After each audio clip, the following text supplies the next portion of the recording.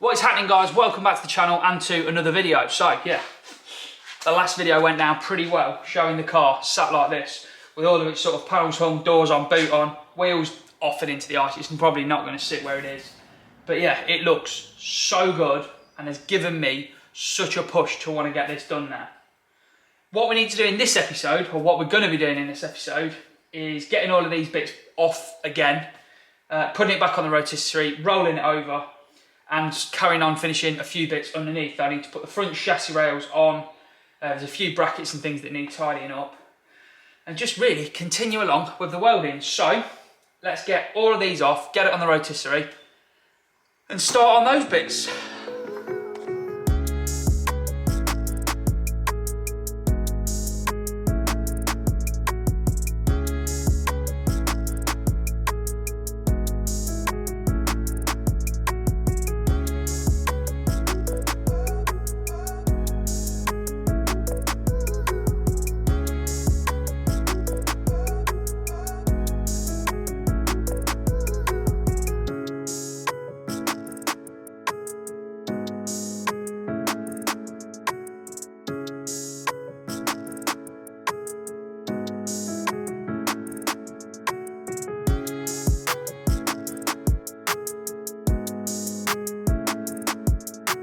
There she is then. I've got all the panels and everything back off, it back on the rollover jig, and it's upside down at the minute. Now, I've been in and out the past few days. I've had loads of other stuff I've had to be dealing with away from here. So what I've done has just sort of not been filmed, I've just done it when I've had the time. So, if you remember, we had to cut all these brackets and things away to repair some rust on the floor inside and inside here. So we've got this bracket back on, and we've got this bracket back on to tie these steering rack mounts and this back engine steady back into place.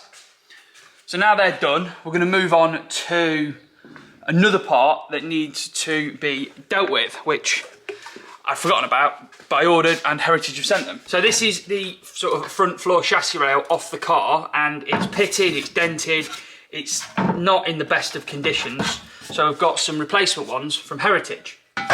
Now the difference between these, you can see here, there's no holes in them, which I prefer, I think, because then no water or anything can get into them. We may drill a hole inside the car though, into them, to be able to get some wax oil and stuff in them when it's all painted. And this end, see this is square, this end's got that detail on it, goes around the lower arm mounts? I think the lower arm mounts on the car. So, what we're going to do is make a plate like that, paper template, make that we're going to weld to the end to make this panel sort of factory, if you like.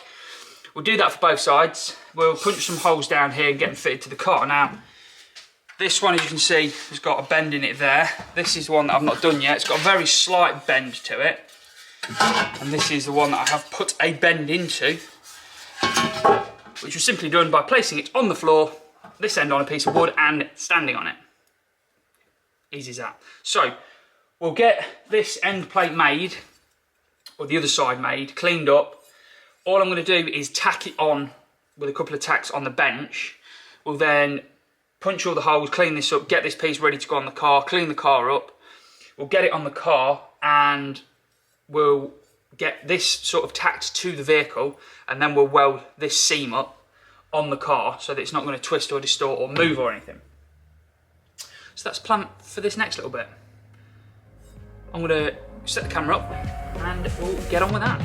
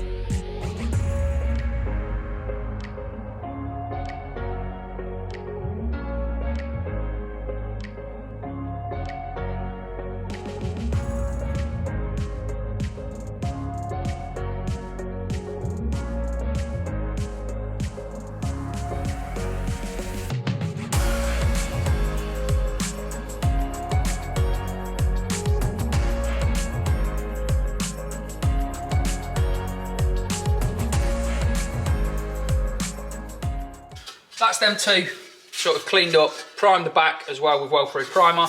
Ends tacked on. This one, not that side, that's the top one. This one sits on here like this. Now what I've done is I've bent this part here where this floor kicks up for the rear floor. I've also gone along and I used the joggler to put some holes in, but I've also put extra holes in. Reason being, there's a bit of a gap along these, so what we need to do is try and clamp them to the floor. And the easy way I think of doing it is using some screws. Now I'm not using normal wood screws. They are still wood screws, but what they are for like hinges and things like that in kitchens. So they've got a thicker thread to pull it all together.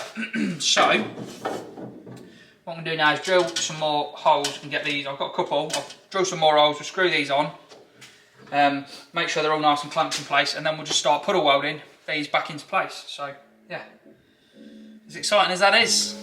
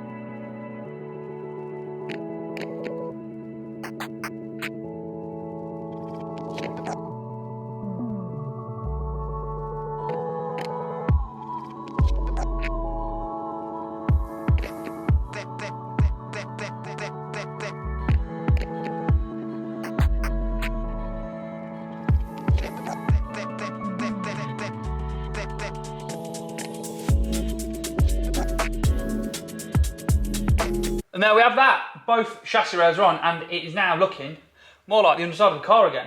A little bit of silver paint and everything looking the same colour makes such a difference. So yeah, these are all welded on nice and strong now, same as the top one is all done. What I'm going to do now is tidy this up. These are the handbrake cable tubes, clean in a bit of hair up, clean that up, and then we'll get these two welded onto these raised spots here as well. That's another little job off the list.